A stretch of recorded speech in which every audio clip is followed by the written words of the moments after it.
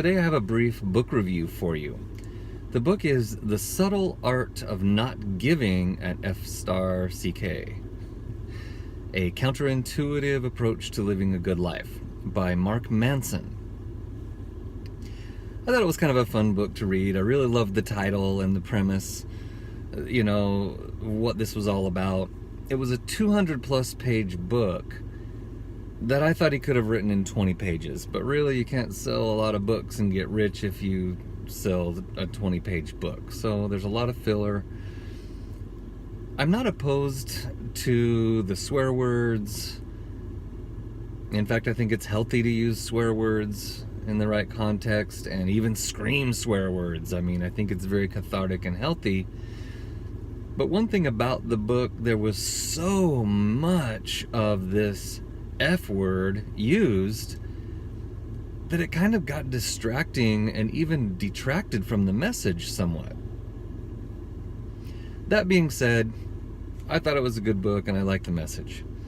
The main takeaway I got from the book is what I want to discuss with you today. Now, not giving an F tends to mean that we don't care. If I say I don't give an F, that kind of literally translates to I don't care. However, really the idea of the book is to care about things, but really give your full F to things that are the most important, number one, but also a key component is to things that you have some influence over or some control over.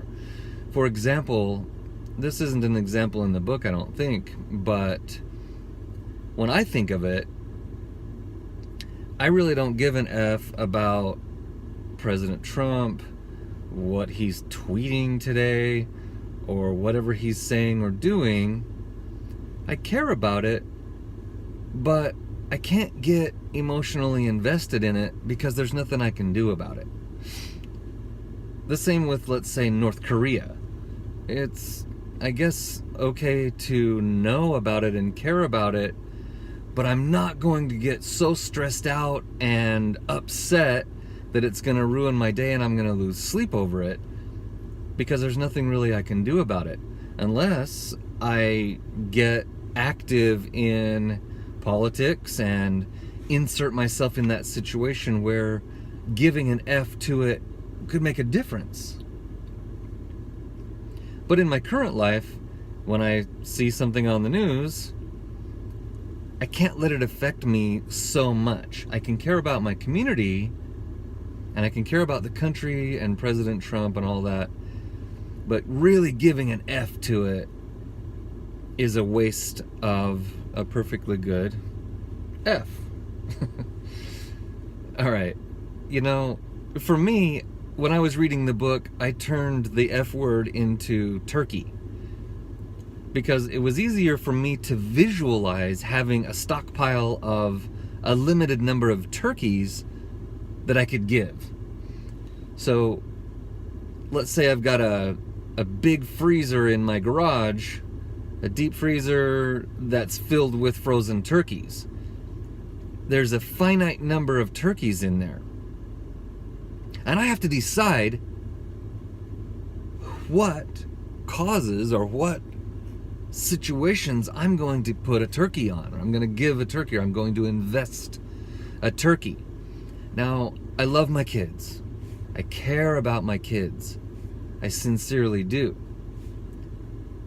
However, there are certain things about my kids and their lives that I literally have no control over and am not going to invest a turkey in. For example, we moved to this city in Texas, Frisco, Texas, where the schools are highly rated, and we picked a neighborhood that goes to this one school that's like in the top 10 schools in the country.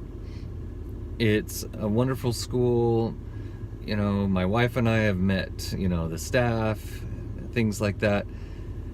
And we hoped that our kids would like going to school there and find purpose in studies there and really enjoy it. That was our fantasy of parents. But guess what? I have no control over what my son likes or doesn't like. So guess what? He comes home and says that his teachers are this or that, or this class is stupid, and guess what? He doesn't like school. What about food? I have no control over the foods that my kids like or don't like. I want them to enjoy all of the foods that are available, but the thing is, just because I want them to like the same foods or music or movies or books or climate that I like, just because I want that doesn't make it so. So I find that I tend to get really involved with my son's choices of music and the fact that he doesn't like this food or that food or music and so on. So I'm giving a turkey to something that I have no control over. And what the result is what I'm trying to get at. The result, when I put a turkey on something that I can't even influence, is that I have expectations that go with that turkey. And when there are expectations, inevitably,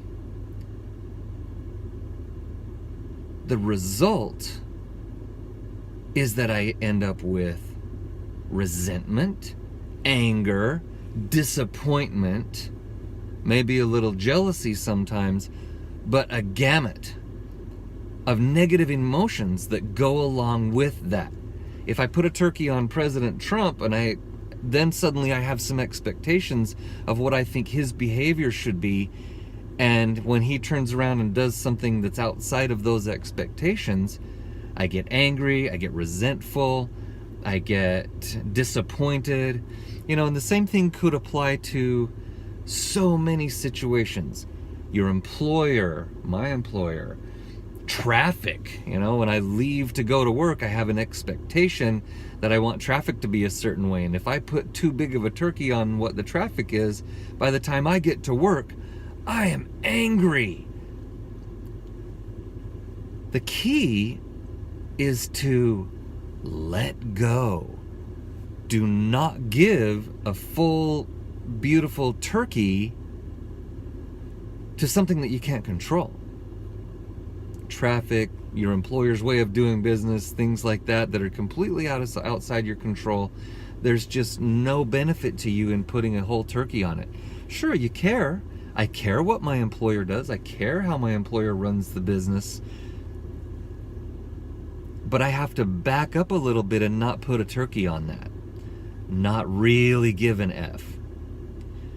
So, this could apply in marriage, with kids, just at any aspect of life. There's my takeaway from the book, The Subtle Art of Not Giving a Fuck.